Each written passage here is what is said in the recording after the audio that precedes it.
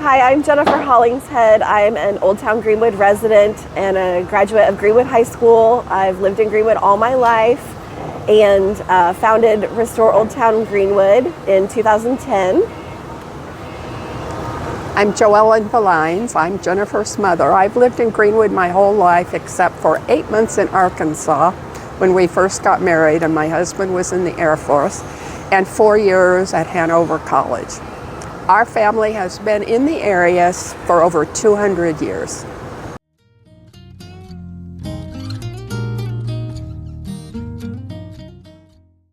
Most of Johnson County, a lot of Johnson County and quite a bit of early Greenwood came from Mercer County, Kentucky.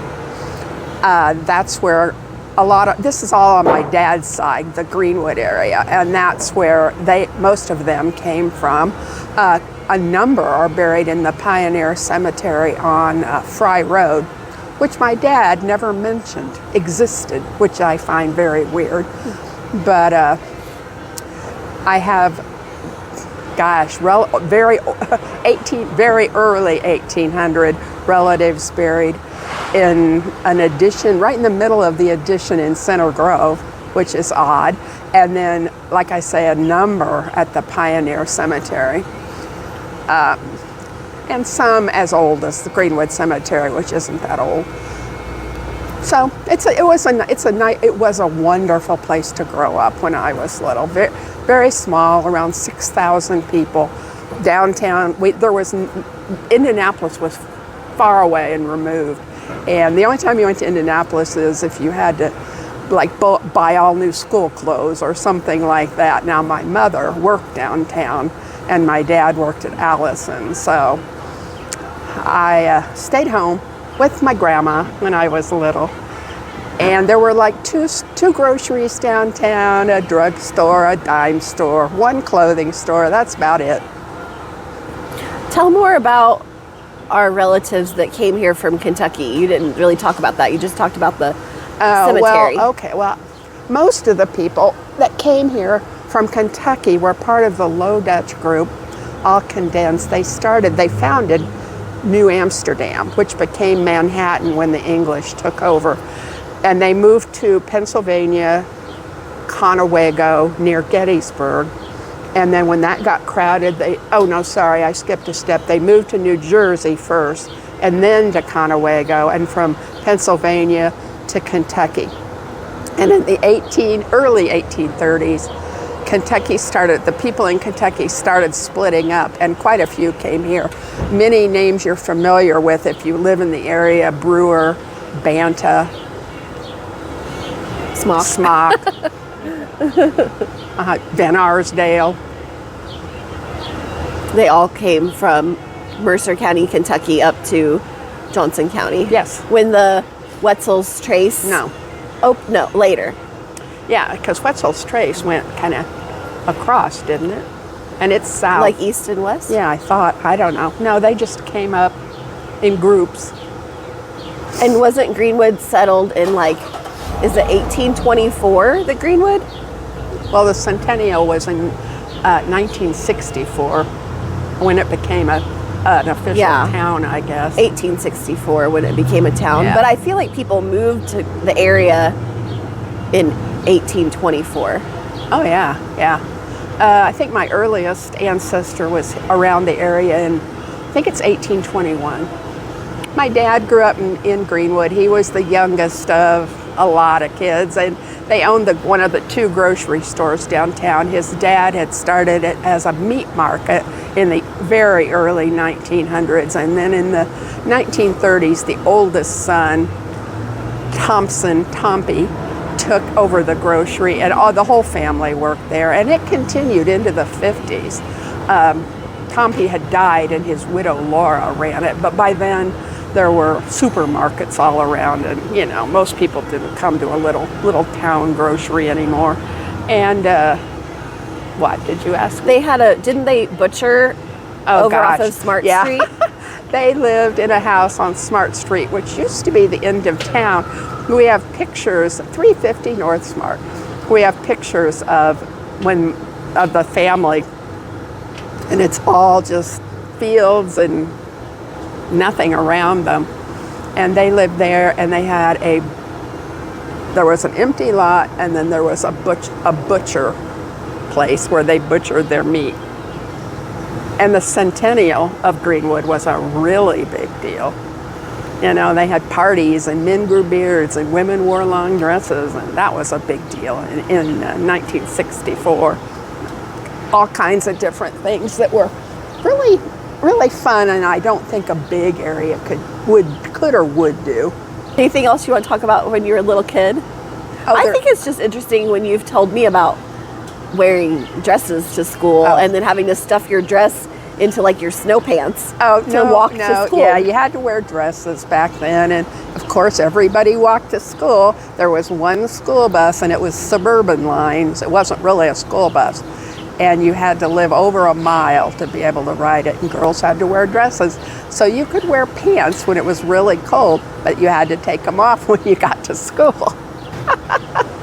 And then that was true even when we were in high school. You had to wear dresses. And I can remember, and you had to walk way down there, and I can remember my ankles freezing on the way home on a winter day. And you could put pants on underneath your dress? Nobody did. Not in high school? No. In grade school, nobody cared, you know, it was just stay warm. And we had a cloakroom. It was right outside your... in high school? No. Elementary. In elementary, right outside your hallway. And there were two classes of each grade. There were 2 first grades, and we did not have kindergarten. By the time I came along, there was a pay kindergarten program in the basement of the community house, but that wasn't in the schools. And we learned with Dick and Jane, of course. How many people were in your graduating class? 169, give or take. So really not that much smaller than when I graduated, because we had, I forget, 225? Surprising, really, since Greenwood had grown quite a bit by then. You should tell more about the community house and the things that used to be in the You think? Yeah, like when you were a kid. On the main floor was the library on the, what would that be, northeast corner. It was one room, but it's all we needed then.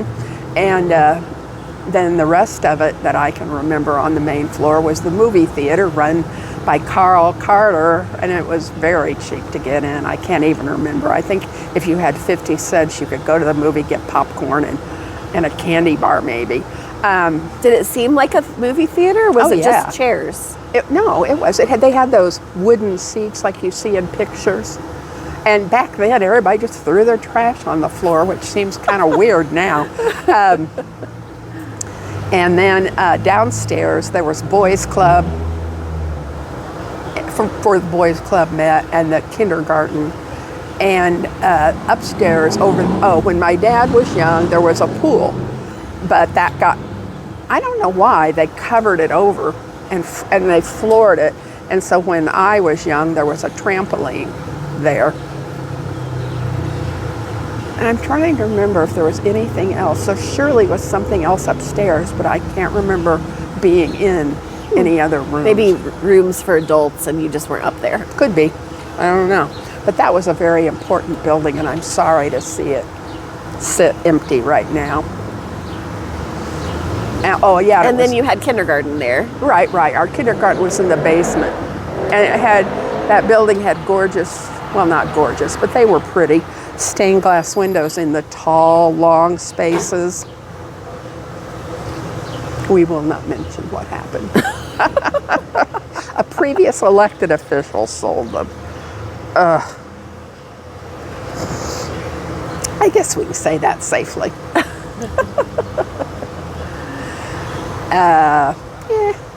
And I used to walk to the movie pretty much every week. That would have just been down the street from your house. Yeah. And there were no housing additions. It was old Greenwood, and that was it.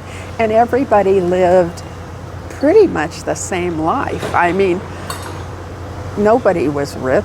Now, some people were poor, and some people had more than others. The Mocklet house was always a big, nice house, but mostly everybody was just kind of middle-class America. Yeah.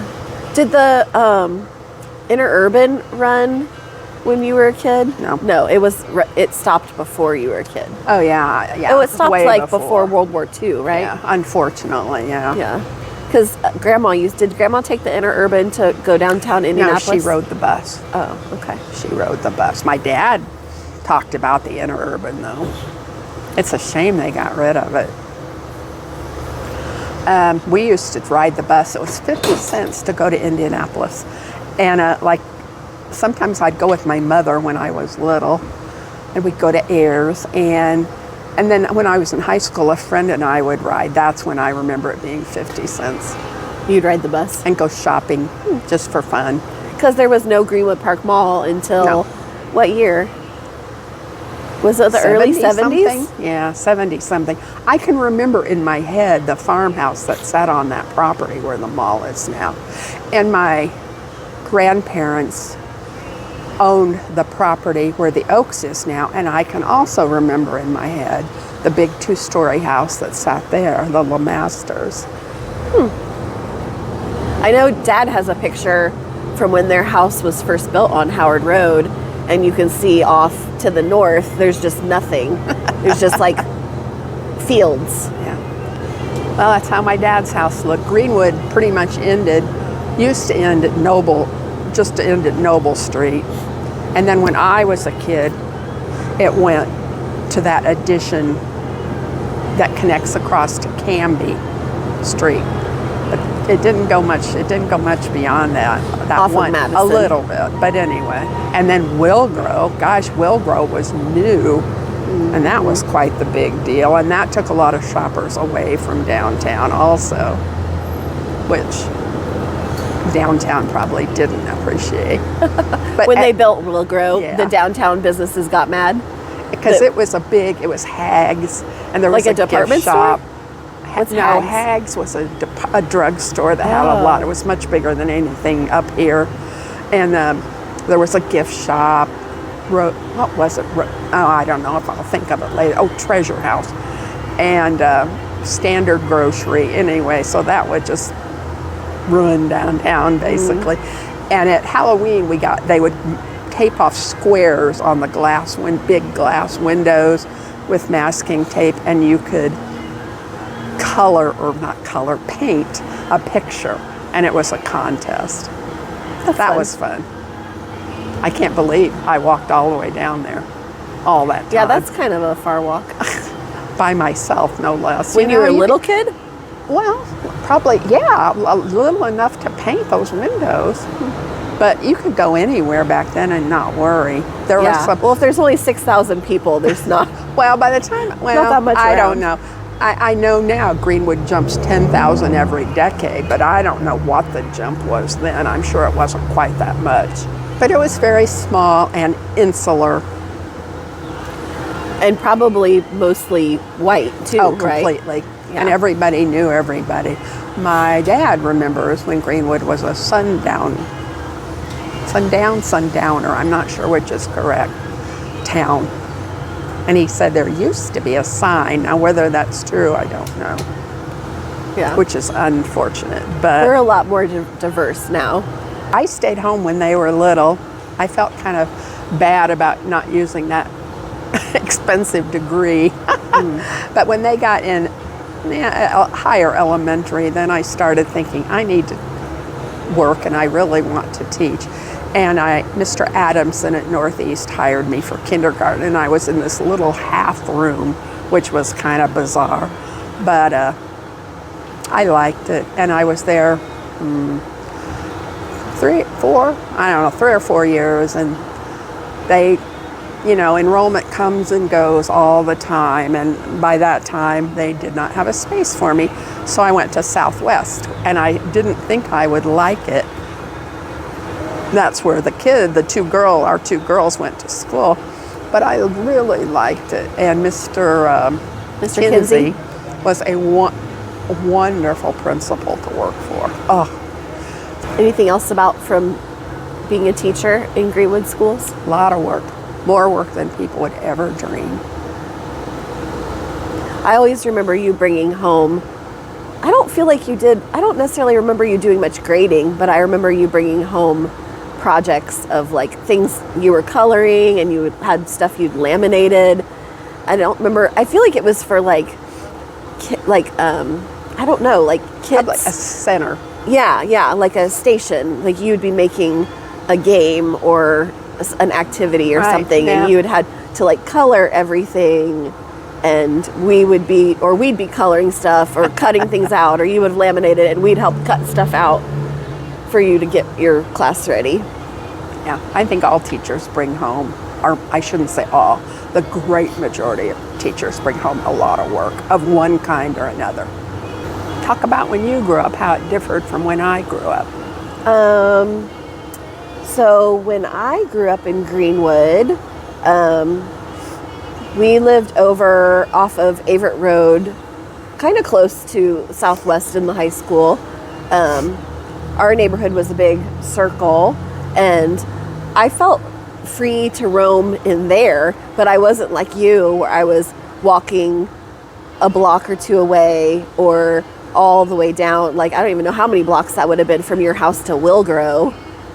We just pretty much stayed in the neighborhood, at least as like elementary age kids. But I felt comfortable just like getting on our bikes and riding around our it wasn't just a court, it was like a big circle of houses, and going and playing and being gone all day. That didn't seem scary at all. But we never left the neighborhood at that age. And I don't know, I just like playing with friends and having like our Cabbage Patch dolls and putting them in a stroller and taking them around the neighborhood, and like having little pretend picnics and riding our bikes and playing Foursquare in the neighborhood. And like seeming like the summer lasted a long time of just like being outside all day and drinking from the hose and like eating a snack and playing on the swing set. That sounds like when I grew up. Restore Old Town Greenwood came about because I had found out that our mayor at the time, and this was probably, I don't know, late 2009, early 2010, maybe, our mayor had approached our church that's down here on Main Street near Brewer, and said that they were going to have all of the church property appraised to see what it was worth, because they were considering buying up this whole block of buildings where we are right now along Main Street to potentially tear all the buildings down, including up to our church. So basically this whole, I don't know, whole two blocks. They wanted to widen the road here, but then it was going to narrow back up once you got to Meridian Street, so that never made sense to me at all. Anyway, so I was on the diaconate of my church at that time, and so our pastor had said, hey, just letting you know, the church property is going to be appraised to see if the city would want to buy any of it to then tear down. And he had assured us, like, no decisions being made. If we would sell all of our property, this would be a whole congregation decision. You know, this is just kind of a preliminary thing.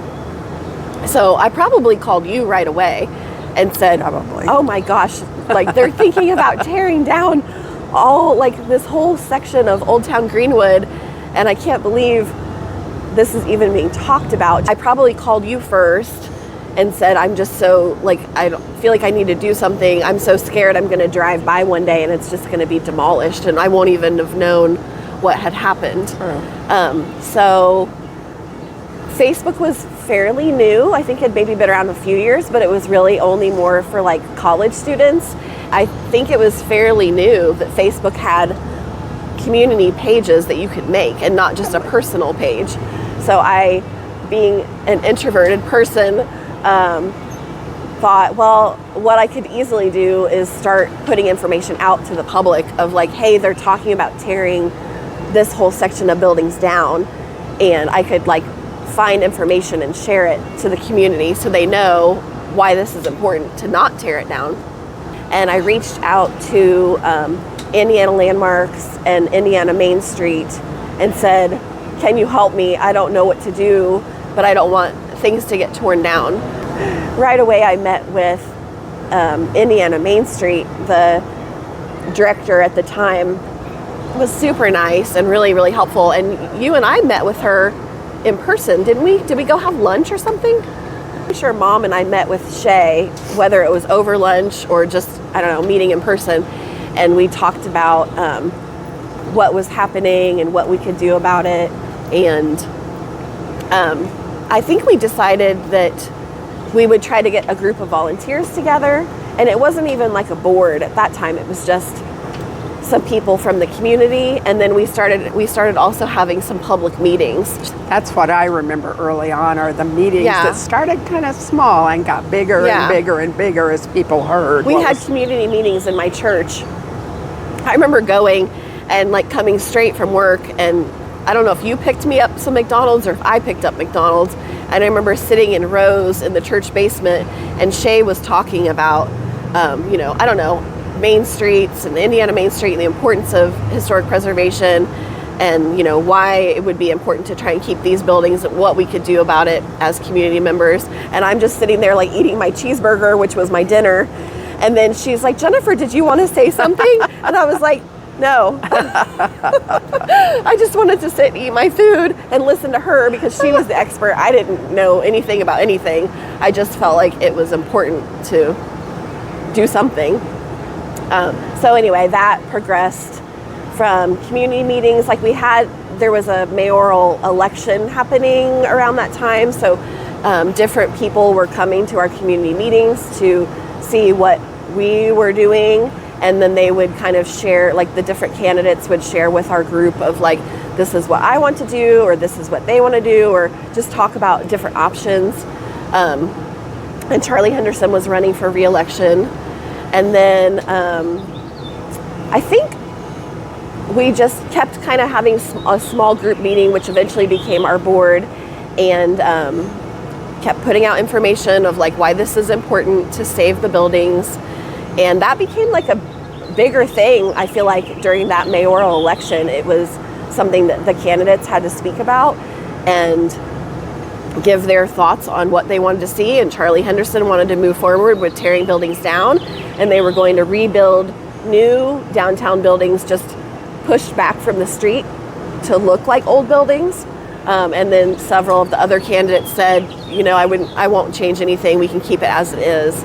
And then the day before the mayoral race, Indiana Landmarks published their top 10 like most endangered list of sites around Indiana, and they put Old Town Greenwood on that list, and it came out to the Daily Journal like on the front page of the paper. Forgotten that.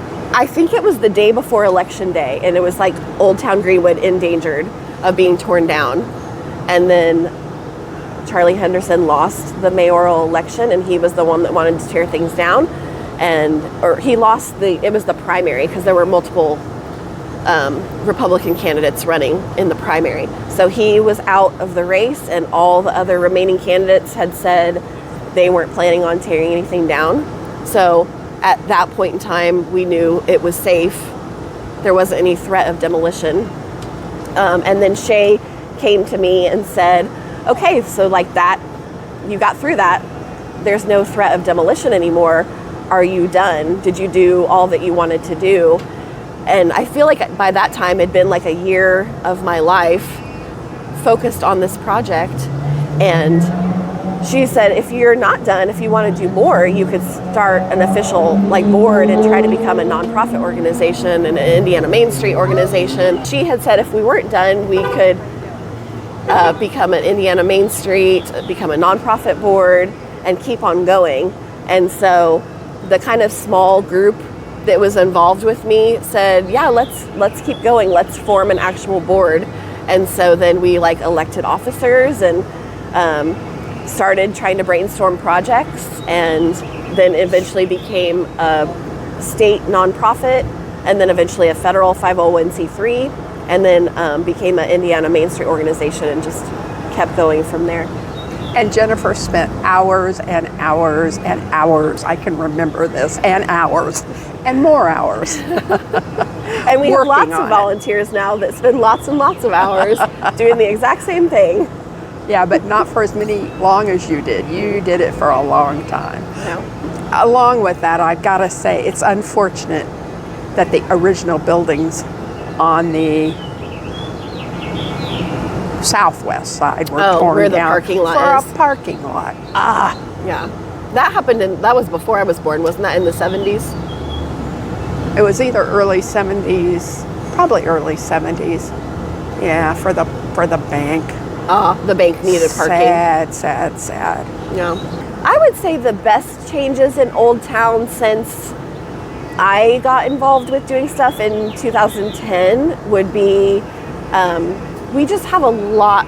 I feel like we have a good mix right now of businesses. I mean, not every space is full, but I feel like we're kind of in a revival period of lots of small businesses and lots of different things. I mean, of course, there are businesses from over time that I've missed that are gone, but I feel like we are doing well right now.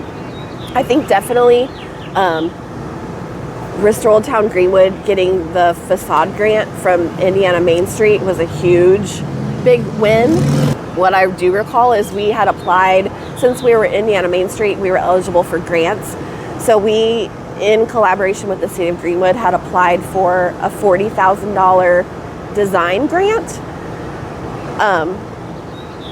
And that, if I remember correctly, resulted in some plans for the facades.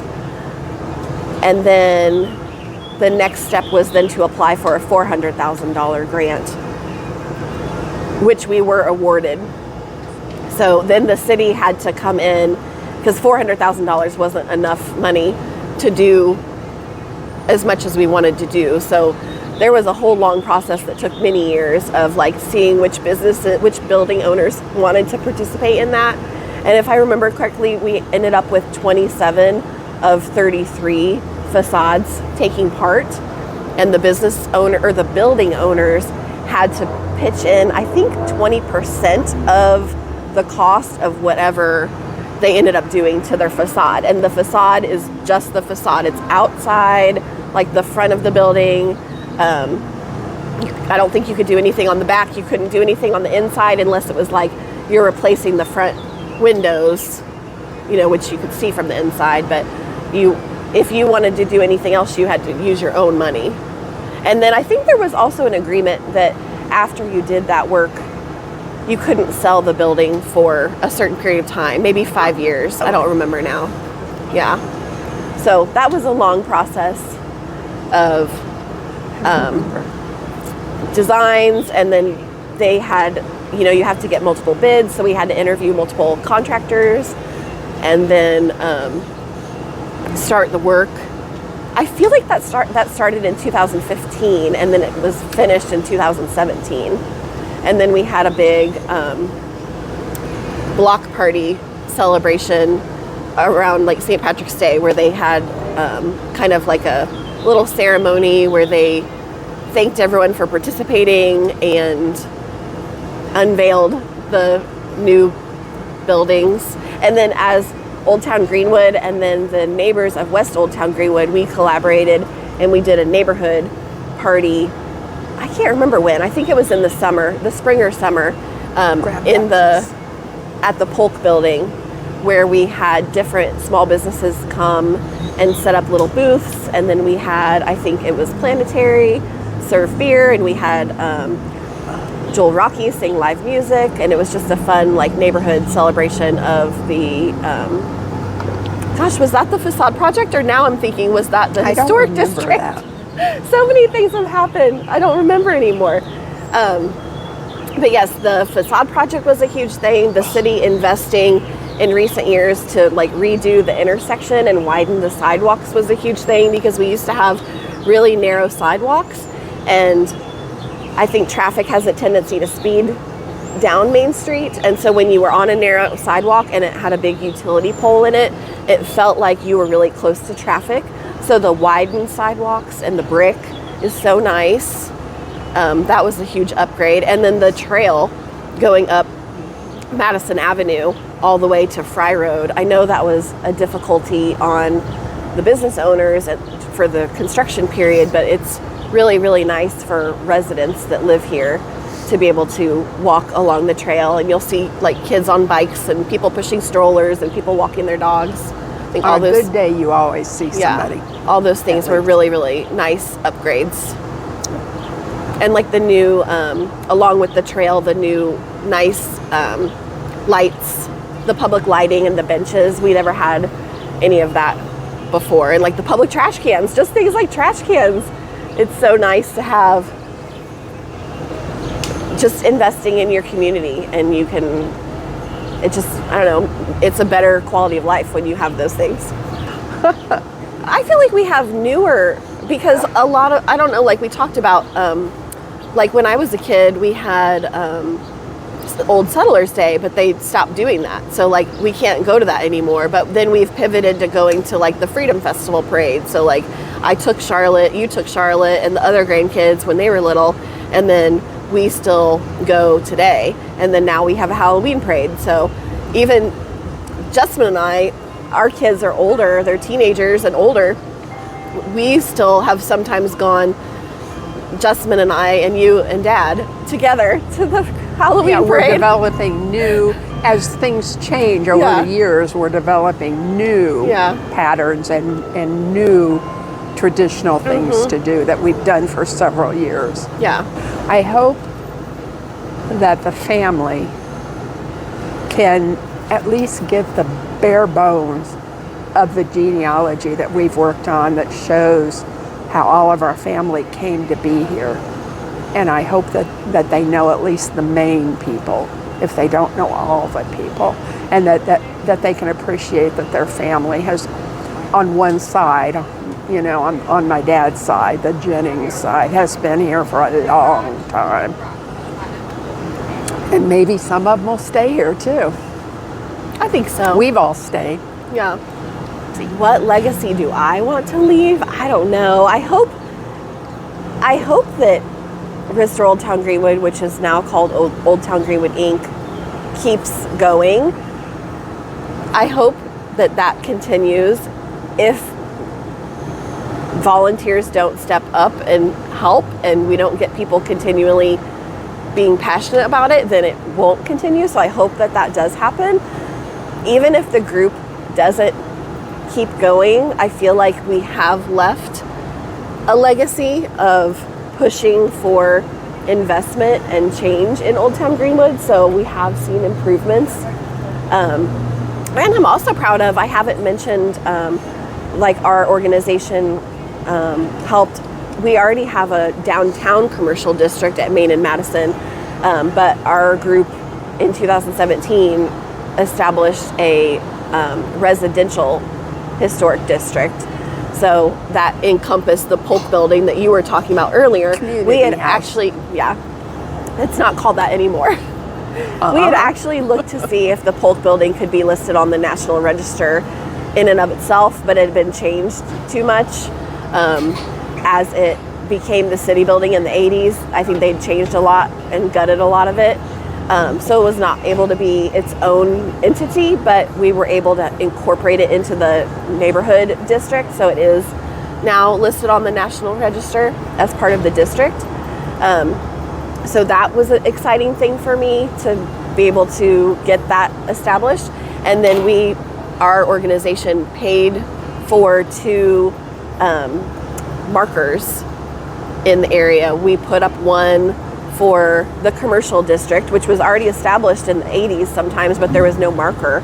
So we covered the cost of that and like went through the process of writing out what the marker was going to say, and the city installed it for us. And then we did another marker on Madison Avenue for the residential historic district. I kind of wish everybody could grow up when I grew up and see Greenwood as a small town that it once was. It was a really and everybody I know that I grew up with everybody says the same thing. It couldn't have been a better place to grow up. It was we were close enough to Indianapolis. If you wanted to go to Indianapolis for something, You could. Most people didn't. You know, you could get most everything you wanted here. And I wish people could see that. And we're getting so big now that it kind of scares me a little. I get very frustrated with comments, particularly on social media, about people complaining that Greenwood's so big and what happened to the little town that I moved to in the whatever year. Where's that small town? I want that small town. Why is it a big town? But like, to me, that's what happens when you have a place that's nice and people want to live there. So And then, convenient. yeah, they build more houses, which makes it bigger. So at what point in time do these people want to cut off when it's growing? Like, you know, we lived here in the 80s, so like if we kept it your size, we wouldn't have been able to live here because there wouldn't have been any houses for us. Because our house, when I was a kid, was built in the early 70s? But you were born in a house. I mean, when you were born, it was a house built in the 20s, so. True. I'm just saying, like, it's a nice town. People want to live here. That means building more houses, and that means it getting bigger. Because, like, I want my daughter to be able to live here, too. Well, that means building houses or apartments so that she has a place to live in this community. Don't you? I think we've just followed a national trend. If you live near a big city and you're a suburb, you're going to get sucked in to that big city eventually, with more and more housing being built up and more businesses. And yeah, we're just like, I forget what the actual number is, but I think we're in the top 5 of Johnson County's, maybe in the top 5 of highest growing counties in Indiana. So we have a nice community with good schools and people want to live here. So it's just going to keep getting bigger. Sorry, Mom. It just is getting bigger. I accept that. I'm just saying I wish everybody could have a glance of what it once was. We'd be bored because we'd be like, where's the mall and where's Target? And there's one little Even I would say dime that. store. You would get bored too. You'd be like, I miss all of my shopping I opportunities. like the old buildings. I'm so happy that the old buildings have been returned to more of their original look instead of the 50s add-on. It's really nice to have them restored. I'm glad about that, extremely glad. Yeah.